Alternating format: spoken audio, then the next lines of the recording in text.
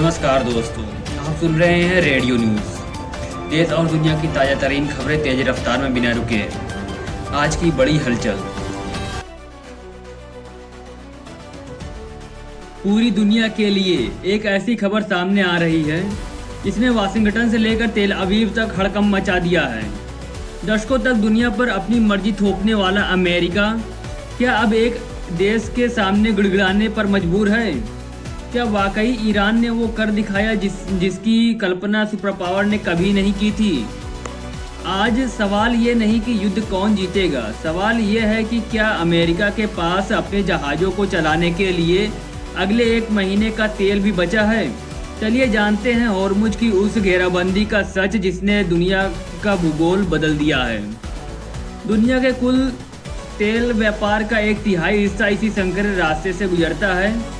Iran ने इसे पूरी तरह बंद नहीं किया है, बल्कि उसने इसे सिर्फ अमेरिका और इजराइल के लिए नो गो जोन साबित किया है।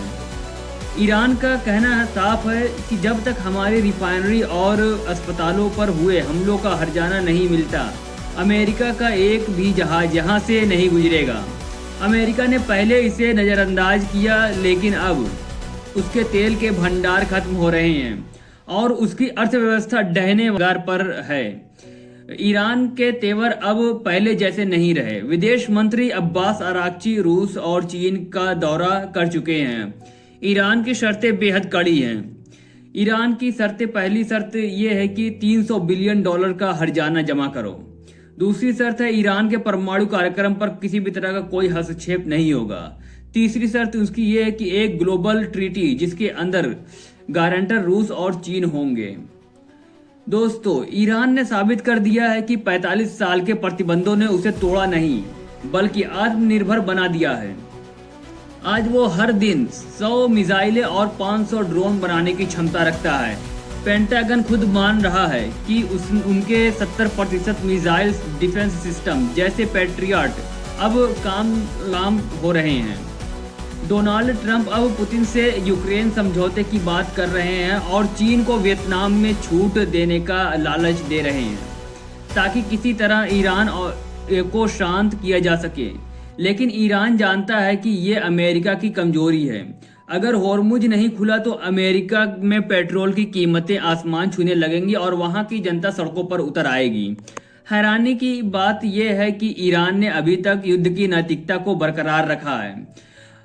उसने केवल सैन्य ठिकानों को निशाना बनाया है। वहीं दूसरी तरफ खाड़ी देश भी अब अमेरिका के साथ खड़े होने से कतरा रहे हैं।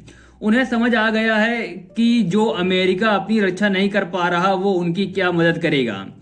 आज ईरान AI और आधुनिक विज्ञान में इतना आगे निकल चुका है कि उसे दुनिया के समर्थन की जरूरत नहीं, बल्कि दुनिया को उसके तेल की जरूरत है।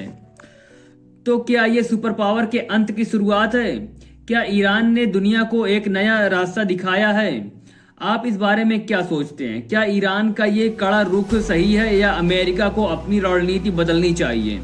अपनी राय कमेंट बॉक्स में जरूर दें। अगर आपको ये विश्लेषण पसंद आया हो तो इसे शेयर करें और हमारे चैनल को सब्सक्राइब करना ना भूलें। फिर मिलेंगे किसी नए अपडेट में, तब तक के लिए धन्यवाद। जय हिंद।